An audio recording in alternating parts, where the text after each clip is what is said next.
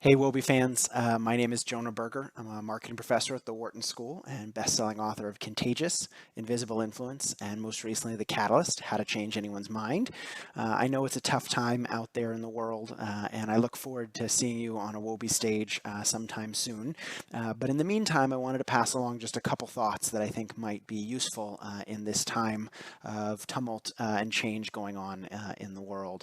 As we think about COVID and coronavirus and what's going on, I think that word change is really important.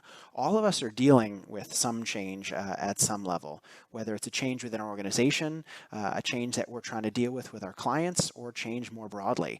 And one question really is, how can we lead better in times of change? How can we do a better job at transforming the organizations and the groups that we deal with and represent? And I spent the last 10 years studying exactly that question in doing work for my new book, The Catalyst. I interviewed dozens of great leaders, top salespeople, and even folks that change minds in really tough conditions, like hostage negotiators or substance abuse counselors. And I found again and again that there are a few key principles that come to mind when dealing with change. It's not about pushing harder. It's not about adding more reasons, more facts, or more figures. It's really about figuring out what the obstacles are to change, what those things are preventing change from happening, and how to mitigate them. And so in The Catalyst, I talk about 5 key barriers that come up again and again, but I think one that's really important at the time that we're currently dealing with is the notion of reactance. And the basic idea here is very simple. When we push people, they don't just go along, they push back. If you're trying to move a chair, for example, in the middle of a room, you think, well, if I just push that chair, it'll go in the right direction. And while that works for physical objects, it doesn't work for people. Because when we push people, they often dig in their heels and do the exact opposite. And so as leaders, whether we're dealing with cutbacks at an organization, whether we're dealing with clients that want us to change our offerings, or whether employees trying to deal with just a challenging environment around change, we have to push less and think more about how we involve the people we're trying to change. Rather than selling, for example, how can we get people to buy in? Rather than trying to persuade people, how can we get them to persuade themselves?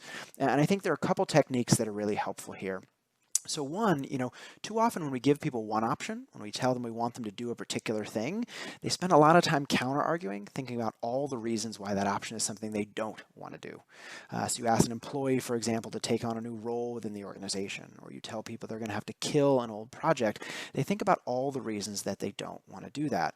But what great change agents do, great catalysts do instead, is rather than giving people one option, they give them at least 2. They give them multiple options, because what giving people at least a couple options does is it involves them more in that process. It provides what I call a menu, right? It gives them guided choices. Now, rather than sitting there thinking about all the reasons why they don't like what you suggested, now they're thinking about which of the options you suggested they like better. And while they might not like all of them, and none of them may be great, they certainly like one better than another, which makes them much more likely to go along with what you suggested at the end, right? Encourage them to participate rather than leaving them on the sidelines. And one other thing I like a lot is this notion of asking rather than telling. Rather than telling people what you want them to do, start by asking questions.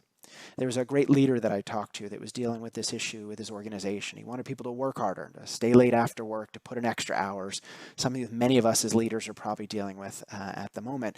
Now, when most people are told to put in extra hours, they say, no, thanks, I don't want to do it. And so he was trying to deal with all the pushback. So instead, rather than telling people they need to stay late, he asked them a question. He said, hey, we're a startup. What kind of startup do you want to be? A good organization or a great one? And of course, everyone said, well, we want to be a great organization. And they said, well, how can we become a great organization? He started soliciting feedback, asking people for their opinions. And now, later on, when he implemented some of those things people suggested, it's much harder for them to say they don't want to do it because they came up with it in the first place. What it does is it gets an audience to commit to the conclusion, gets them to put a stake in the ground to say what they want, which makes it much harder for them to back down later. Change is hard. We're certainly all dealing with a changing and developing landscape, but there are easier ways to make change happen. Not by pushing, but by removing the barriers, not by trying to persuade, but getting people to persuade themselves. And if we can reduce reactance and follow the other 4 barriers I talk about in The Catalyst, we can change anything. Stay safe, stay healthy during this crazy time out there, and hopefully you can come out of it more successful than when you started.